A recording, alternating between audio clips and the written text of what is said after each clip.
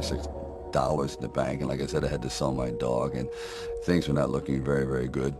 My $40 car had just blown up, so I was taking a bus to work. I had no film history, no real film knowledge. I was just working from, I guess, instinct, and I knew this was like the moment of truth.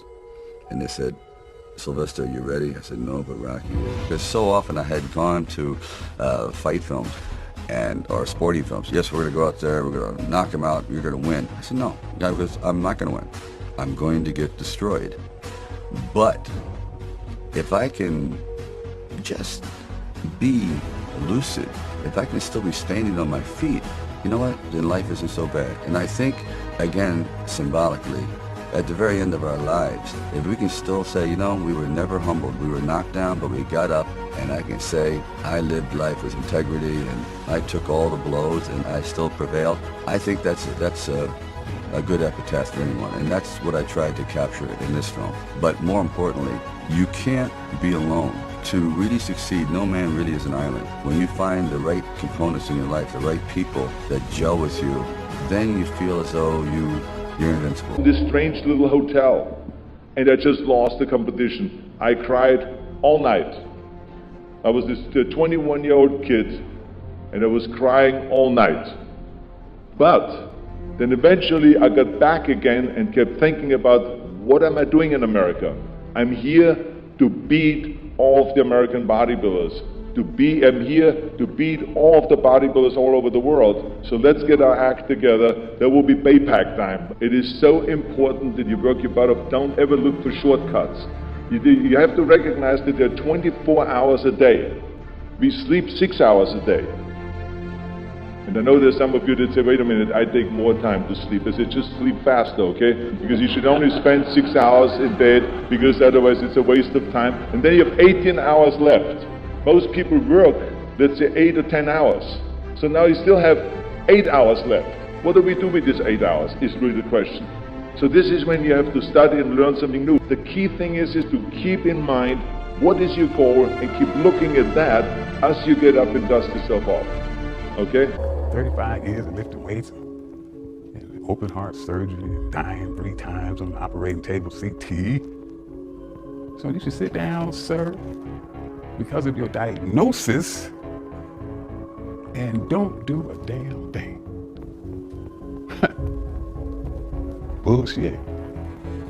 Hell no.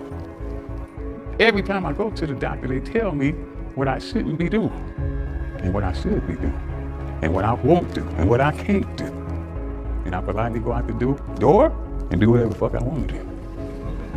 And I'm gonna do that until they throw dirt on top of me. This is my life, and I choose to live it the way I want to live it. It's impossible. I've heard that so many times. It's just impossible. Can't be done. It is impossible until some crazy son of a bitch has the audacity to believe that no matter what the expert or the doctor says, I can still do that shit. Will is the key. Willpower. Anytime that you give your best effort, that you give everything that you possibly can give, that is satisfaction, and knowing that I did my absolute best, I did all I could do. There's victory in that. Remember what you are. Remember what you are. Remember who the fuck you are. I've had my shares of ups and downs. I've had many struggles. I've had blood clots in both my lungs at the same time, and I lived through tragedies and controversies, and people looked down on me, put me down because I didn't look like them. I look stronger.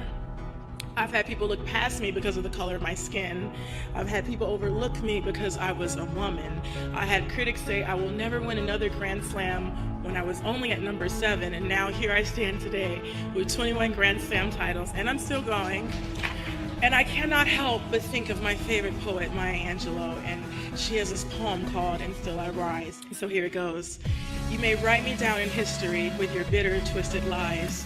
You may trod me with the very dirt, but still like dust I rise. Just like moon and suns with the certainty of tides, just like hopes and springing high, still I rise. Did you want to see me broken? Bowed head and lowered eyes, shoulders falling like teardrops weakened by my soulful cries.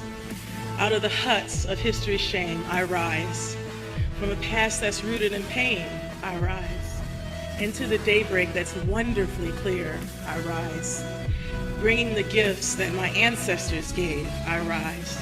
I am the dream and the hope of a slave, I rise. He sleeps on the floor, him and two other dreamers up there. Look at him. It was hard, ladies and gentlemen, coming to speak to people. And I was facing financial difficulties in my own life. I was behind on my bills and my dreams, and I'm saying to them, you can live your dream. It was hard, ladies and gentlemen. It was very difficult to pick myself up each day believing that I could do it. There were times that I doubted myself. I said, God, why is this happening to me? I'm just trying to take care of my children and my mother. I'm not trying to steal or rob from anybody. Why did this have to happen to me? It was very hard. And here's what I want to say to you.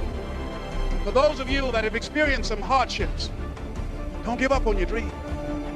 No one could have convinced me by holding on, by continuing to push forward, by continuing to run toward my dream. It's a long shot, ladies and gentlemen, from Liberty City, an abandoned building on a floor, never knowing my mother or father. It's a long shot. Being here with you today in this dome in Atlanta, it's a long shot. No college training, labeled educable, mentally retarded, but I kept running toward my dream. I'm an icon, man. I'm a girl about a 10. I should fuck her in the Benz.